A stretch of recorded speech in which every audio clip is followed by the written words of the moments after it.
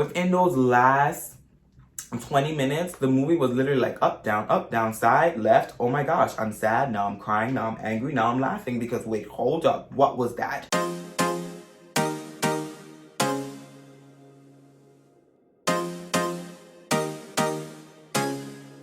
Hey guys, we are back today again with another beautiful, magical movie. And of course, you know, it's Harry Potter. And just recently, like I said in my previous videos, which you guys should go check out, Harry Potter turned 20. And by that, we mean like Sorcerer's Stone was released November 14th, 2001. So it's been 20 full years of Harry Potter, and I can say that I've enjoyed every minute, every second of it, because it's a very strong, heartwarming franchise. Like I get why people thought at first that it was dark, you know, the Latin and like the magic, but besides all of that, it's a very heartwarming feeling movie, and I don't see why people don't watch it or dislike it. If you dislike Harry Potter, I'm about to make you love it. So yeah, tune in. But guys, of course, you know, for the people that are new here, welcome to Molly's World, where we hop in the director's seat, sip on our treats, and get into the real good deeds. And today, yes, we are still sipping on hot chocolate. You can see I have a spoon in here because it was still hot, but now it's kind of cold. But the spell that he casted was like a light blue light. So hence my hint of light blue and hint of black and hint of white. But without further ado, let's get into the movie review of Harry Potter and the Prisoner of Azkaban. Action.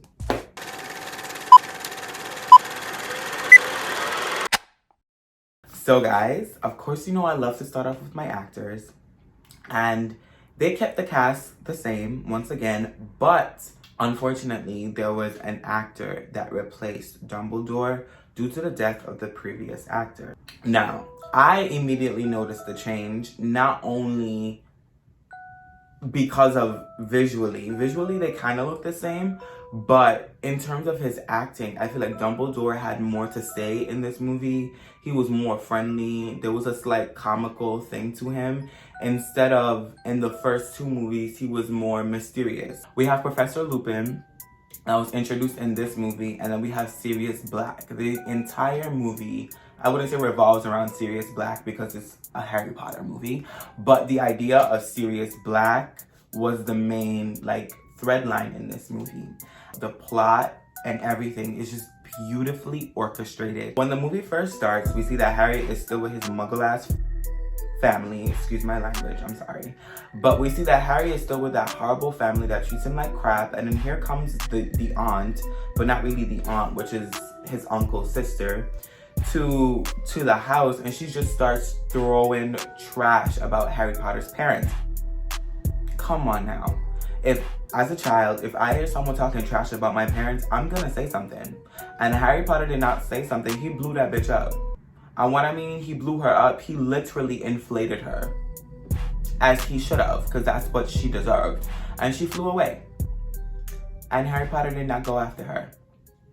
And I liked that. And I respected that. Throughout the movie, everyone is so scared of Sirius Black. They're all running from him. They're all trying to figure out what's going on. Where is he? He's coming back for Harry to finish the job. But the entire time, that's not what Sirius was up to. It's not. But we'll get to that in a second, because that reveal, to me, was very much iconic. I love the family aspect that the Weasleys have of taking Harry Potter in. It's like everyone knows what happens to his parents in the wizard world, so they're all very tender to him. But I feel like the Weasleys aren't necessarily tender, but they represent a real family for him. They take him in, they make sure he has his books, especially his mom. They make sure that he has his books, his things for school, make sure that he's okay emotionally, mentally. They cheer him up, they feed him. They literally take care of Harry Potter as their own. So watching that interaction after he just ran away, I feel like those little things are what makes Harry Potter a great movie to watch during the holiday season, because although there's magic and drama and a little bit of darkness, there's still a sense of Harry Potter finding a home and being accepted by the people around him, not only because of his past, but because of the person that he's becoming. Yes, that's how deep I look at movies. If you don't look at movies like that, then maybe this channel isn't for you. But Harry gets to spend more time with Professor Lupin because he does not get to go on the field trips like everyone else. Because he does, he learns the spell that deflects or gets rid of the Dementors. But I just want to bring the tea because this part was funny to me, because remember I mentioned that Professor Snape gives like the tea. They put my girl in a dress, and Professor Snape was not a girl, but they put her in a dress, and I was just living. It was a key. It was a key because it was snug, it was fitted, he had the purse, he had the hat. I said, Snape knew what he was doing, and he knew why he wanted to wear that dress. I'm talking about the actor, not necessarily Snape himself, but Snape the character gives that. He gives that. And the reason why I say that too is because towards the ending of the movie, where the big reveal happened, Snape, Sirius Black, and Lupin, Professor Lupin. Why do I keep saying Lumen? Her. Professor Lupin, Sirius Black, and Snape were all arguing. And they were all like, oh, you sound like a married couple. And Snape was like giving jealous vibes. And I was just like, Snape, do you like Sirius? Sirius and Snape, was there a thing? And then Professor Lupin just like, snuck in and like ruined it. But then Professor Lupin kind of gave me the vibe that he was in love with Harry Potter's mother. And I don't know, because it was this one scene, and I want to shout out the director as well, Alfonso Cuarón. And I hope I said that right. And I'm not going to say it all right again. But Alfonso is the director of Prisoner of Azkaban. And I want to shout him out because not only is the plot great, he probably didn't have much to do with the plot, but the way the movie was orchestrated and the camera angles and the way things were set up was completely different from the first two movies. And I don't know if he was on crack. I don't know if the directors changed. But this movie to me stood out visually and like cinematically. It was insane. And I feel like the reason why they changed that as well is because this movie led to a different aspect with the whole time jump and time warp thing. But there was this one scene with Professor Lupin and Harry Potter out on this bridge. And Professor Lupin begins to explain how he knew Harry's mother and how he was connected with them. But his back is turned to Harry, and all you can see is Harry's face, and you can see Professor Lupin. Now, Harry can't see him, and he can't see Harry. So it's like they're both speaking very emotionally. I've learned to understand that when you're speaking your rawest emotions or your deepest emotions, you tend not to look people in the eye with the fear of it not being accepted, because the eye is like the keys to the soul. So when you're speaking those heavy things, it's like giving someone that insight into your soul, and you're like, no.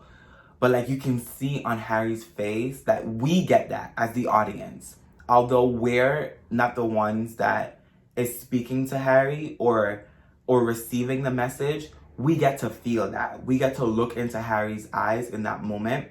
As Lupin is explaining things, we could see on Harry's face the joy, the sense of peace that what Lupin is telling him brings him. But I get that and I relate to that, because when you lose parents, it kind of hits you hard.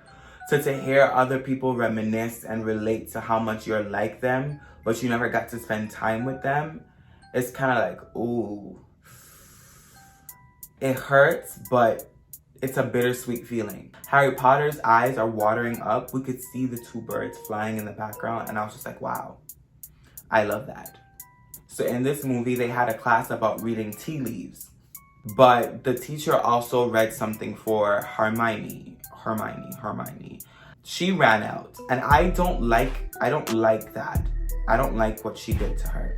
I don't like the fact that they treated her like that in that movie, because it really makes her feel like an outcast. And you can tell that she works twice as hard as everyone else because she knows she isn't a true wizard, so she has to work twice as hard. And we see that throughout the movie where she's taking multiple classes at the same time. And we're like, how is she doing that? Why is she always late? Why is she not here? And we find out that she's been traveling back in time so that she can take multiple classes. And it's so that she can keep up, or not even stuff keep up, but be ahead of most of the wizards. Because if you're not ahead of the game and they're already doubting you, calling you mudblood, and she's a girl, so it's like she has two things stacked against her. And I felt like the opposition and it being placed on that female character, I feel like they laid that out beautifully, because no shade, Hermione is the smartest one. She is, to me, the most, not probably the most talented wizard, but one of the smartest wizards in Harry Potter. Nobody can touch her. And I felt like she proved herself in this movie. She was the one that basically saved the day again. Hermione is literally always the one saving the day, and everyone's like, oh, it's Harry, he saved the day. Listen, if she did not have that paper crumpled in Chamber of Secrets, they would not know that it was a basilisk and how to defeat it. If she did not have that chain to rewind time, Harry Potter would not be able to save Sirius Black and defeat the Dementors. Let's be very clear on that. Okay? Ron's rat was Peter Pettigrew, and Peter Pettigrew was actually Sirius Black, Professor Lupin, and Harry Potter's parents' friends. Peter Pettigrew sold out Harry Potter's parents to Voldemort, and he was the one that helped Voldemort kill them. But everyone thought that it was Sirius, but Sirius knew it was Peter. And that's why Sirius tried to kill Peter, because he found out what had happened. But instead of killing him, Peter then changed himself into a rat and ran away. And that's why everyone accused Sirius of murder, because they thought that Sirius killed Peter and Harry Potter's parents. But Sirius did not do that at all. He did not. Within those last 20 minutes, the movie was literally like up, down, side, left. Oh my gosh, I'm sad, now I'm crying, now I'm angry, now I'm laughing, because wait, hold up, what was that? At first, Harry saw himself and thought it was his father, but it was him who did the spell to a tenfold power. And the fact that the spell, again, was focused in love, and Harry thought he saw his father. You guys see the connection that I'm making? You see, when Harry thinks about his parents and the power of his parents, I feel like there's literally a force field or leftover energy from his parents protecting him. And when he taps into that, he is at like an amazing sense of power that he doesn't even know. Because it's like he's combining his power, his parents' power, and Voldemort's power. Because we cannot forget that he has been cursed by Voldemort, so some of that power is within him. Okay? I'm a nerd when it comes to literature and everything else. As soon as they started singing Double Double, Toilet Bubble, Cauldron Bubble, I said Macbeth. And the way they ended it was perfect. They ended it with the something wicked this way comes, which technically it was kind of like hinting to Sirius Black, you know, coming. And I was like, yeah. This hot chocolate is cold, but it tastes so good.